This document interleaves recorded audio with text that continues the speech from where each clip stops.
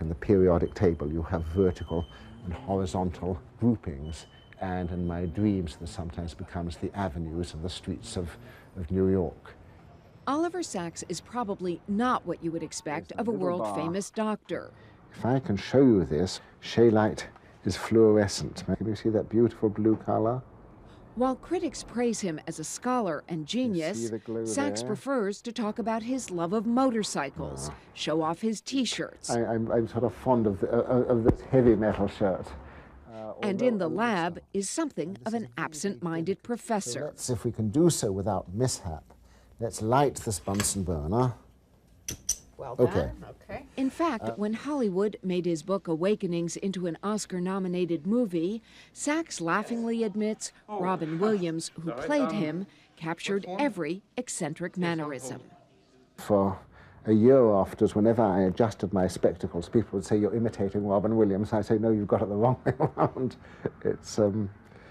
But I think he has an amazing ability not just to imitate, but to absorb and transmute a character and present it as, in an entirely original way. It was an immense project. I was to extract 1 decagram of myelin from 4 tons of earthworms. Really? Yes. But it is apparent that even at the age of 68, this charming, shy, confirmed bachelor still has a childlike passion and wonder for chemistry. On the permanganate, which will start bubbling. Oops, yeah. Well done. As it's giving off oxygen. That's all that extra oxygen. All right. It began in London, where he was born and raised, the youngest of 4 boys. At first, life was idyllic. Sacks grew up in a family of scientists. Both his parents were doctors and happy to answer his never-ending questions, usually about metals. I had tender memories of tin and zinc. When tin or zinc are bent, they make a peculiar sound. It's called the cry of tin, the cry of zinc. And I asked my mother about that, and she said it's due to deformation of the crystal structure, forgetting that I was 5. But at the age of 6, World War II changed everything. First, there was the trauma of the bombing of London. Then, Oliver was sent off to boarding school. I think there was a sort of crazy headmaster. And maybe the power went to his head, and he was really a flagellomaniac. He sort of beat us all black and blue, and I was beaten, I think, almost every day for 4 years, but we all were. A lot of the kids complained to their parents and were taken away. I didn't complain. Why not? I don't know. I've never been able to voice things for myself. I can voice things for my patients. I can't voice them for myself. Instead, Sacks took refuge in the world of science and math, spending hours consoled by numbers. Now, my favorite numbers were prime numbers. Because? Because they were individuals. They couldn't be divided. They were there.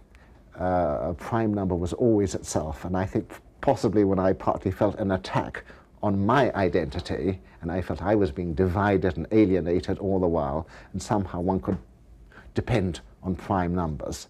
After numbers, Sacks became obsessed with chemistry. Word is your parents were also very nice about letting you set up a lab in the house, in which you did untold damage, I gather. Well, they were wonderfully supportive about this. There was a little back room. It was also very close to the lawn, so when something boiled over, was about to explode, I could run out to the lawn. The lawn had already been half destroyed by bombs in 1940 in the Blitz, and I sort of finished it off. But you love to blow things up. Well, all kids do. As a teenager, Sacks gave up chemistry for medicine, but admits his favorite book remains the 29th edition of the CRC Handbook of Chemistry and Physics. I read you still dream about chemistry? I seem to quite a bit, often. So the sort of strange dreams. A while back, I dreamt of eating a hamburger made of scandium. Now, scandium is a very rare, strange metal, And I often dream of the periodic table, this wonderful organization of all the elements. I love the periodic table, and, you know, still have it. You carry it in your wallet. Yeah, it's your New York driver's license, and what everyone needs, your periodic table. Everyone needs a periodic table, yeah. But while Sachs knows most people don't share his obsession with periodic tables or chemistry, he hopes his latest book will remind them about the importance of discovery. Curiosity is universal and precious and needs to be nourished, and that there is no substitute for experience. Must be hands-on. Hey, thanks for watching. Don't miss the Today Show every weekday at 11 a.m. Eastern, 8 Pacific on our streaming channel, Today All Day. To watch, head to today.com/allday or click the link right here.